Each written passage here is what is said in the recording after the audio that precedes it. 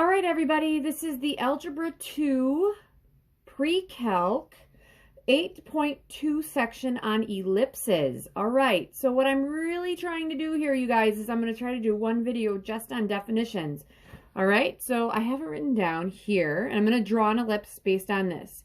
An ellipse, it's a set of all points in a plane whose distance to two fixed points in a plane is a constant sum. So I'm going to draw one, all right? So here's what I did. I actually drew these, so this is the center of my ellipse right here. We'll give a definition to that in just a bit. But my two fixed points are right here. My sum is right here. So I could actually say, oh, this is one, and then this would be, and this would be the other one. Sorry, so this would be one, and that would be the other one, okay? So what I'm going to do is the sum has to be the same. So what I'm going to do, this sum stays the same, right? There you go. That is an ellipse, you guys. My two set points, those are going to be called foci, which actually makes sense because this guy here does, if I took out this half, wouldn't this look like a parabola? Although it should keep going in this direction and that direction. Foci, this is going to be a vertex, and then we're going to have some other things. So I'm going to press pause and then set myself up so that I can actually do some other things in just a moment. All right, guys, I'm actually back with the same thing as what I had before. So hopefully you guys can see this. So let's just say this is my coordinate plane and my center is at the point 0, 0, okay? So what I'm going to do is I'm going to go through this whole diagram and I'm going to use A's, B's, C's. I'm going to use some vocabulary, and in the next video, I'm going to actually give words to that vocabulary, okay? Just keep in mind that your ellipse could look like this or it could look like that, okay? And I'll tell you how we know if it looks like an oval this way or almost like an egg that way, okay? So just keep in mind that that would be 0, 0. The variable that we're always going to use for the foci is a C. So would it make sense that this would be the point C0 and this would be the point C0? Okay, so your foci will always be C, all right? Then your vertices, let's use a different color. So this is a vertex and that is a vertex, okay?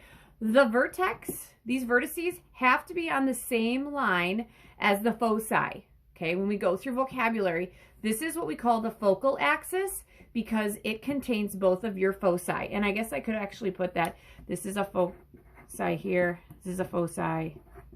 That should both be focus, but I'm just going to say foci. All right, so we got a vertex here and a vertex there. All right. Now, the vertices are a certain length away, and we're going to call those, your vertices always have a variable of A. Oh, and I'm sure one of you would have been out there being like, Miss Angela, you forgot the negative on the C. Yes, I did. All right, and then the last thing that I have, you guys, is right up here, okay? And I need those points. Okay, this guy up here, this has a length of B straight through. It doesn't have a special name, okay? So I'm going to say that this is 0B and this is 0, negative B. All right? All right. So those are the things that I have. So here's what I'm going to do. I'm going to write all this stuff out, okay? This is your focal axis. It contains the foci, okay? From this vertex or this vertex to that one, that is what we call the major axis. This is the minor axis. Major has to be longer than the minor, okay? Major would be an A and an A that's 2A long. Minor is a B and a B that's 2B long, all right? Because really all that you're going to need to draw this bad boy is the center and then how far this is and how far that is, all right? So you might be wondering, why do I have those 3's in there? Well, there's something called this Pythagorean identity that works here. And usually, I guess I could probably try to do this without the 3, because usually what I'll do is I'll measure this is 3, how big this is, and then how long that needs to be. And I might do that, but this is what I'm looking at. Okay, the length of a vertex is A long, right? That's from here to here. That's the same as the going from here to here. All right? I'm actually going to get a calculator and I can figure that out. All right, guys. So here's what I'm going to do. I know that this is 3. I know that that is 3. Okay, let's see how far B is. B is going to be 4. So from here to here, it is 4 units. Right? I'm hoping the other way around it's 4 as well. Yep. So, just because we know our Pythagorean triples, I would ask you guys, how long is this thing going to be? How long should that be? How long should this be? Ooh, that's horrible. Like, Miss Henschel, not great because you don't know what you're doing. How long would this be? That's the question. Wouldn't it have to be 5? 3, 4, 5, because these are all intersecting at right angles, right? So since I totally forgot my... Yep, that's 5, baby. Woohoo! That's 5. That's 5. That's 5. That's 5. So that's A, right? So from here to here, this distance is the same as from here to here. That's A, right? And since all of those are 5, this is all an A. Well, if that's an A, right?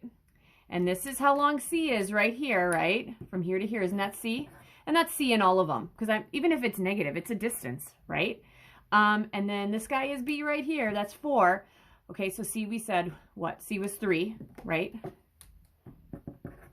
And A was 5. We have a 3, 4, 5. Would it make sense that 3 squared plus 4 squared equals 5 squared? 3 is your C. C squared equals, or no, C squared plus B squared equals A squared. So I don't know why they chose to use A's, B's, and C's that don't work out the Pythagorean way. Just know that the C represents your focus or your foci. There's one here, one here. So I probably should change that. That's kind of bothering me. So that's a focus here, and there's a focus here. Plural would be foci. We always use C's for that. B is going to be the shorter of those ends. This is your major one, okay?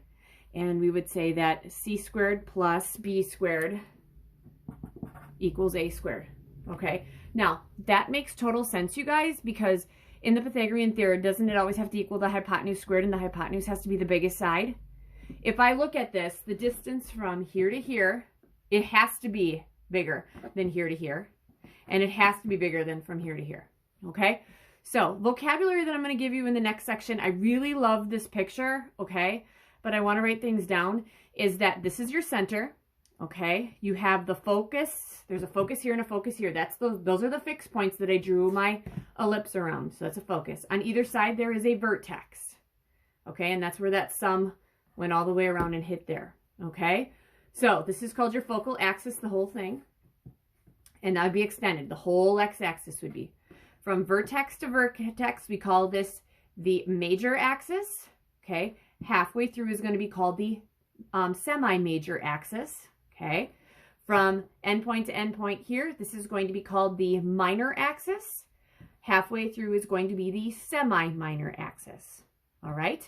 Keeping in mind that you will always use A's for your vertex, and then C will be your focus, and then that could be B. So would it make sense that, I know I'd have to flip-flop some coordinates here, but couldn't I draw it like this? Okay. So if I'm drawing it like this, this is my semi-major, this would be my semi-minor, but again, everything should be flipped. So in the next video that you get, I'm going to actually formally give some definitions for all this stuff. Just keep in mind that that's how we draw them. I think it's super helpful. I know it's short, but that's what it is. And the big thing here is right there. C squared plus B squared equals A squared. You're going to have enough Pythagorean identity for the hyperbola, and I can't show you like I can show you on here. Okay? So just keep that in mind. Also, this is not always going to be 5. It just so happened that when this was my sum, okay, I just took this guy and I said, okay, let's measure from your minor endpoint, semi-minor endpoint to the focus. And we did that, and it was the exact same as out here. And I could measure and it'd still be 5. I think I did measure it. This was 5 and that was 5. I just picked nice numbers because I wanted to use something that wouldn't have to use decimals. All right. So next video, we're going to formally give all those definitions.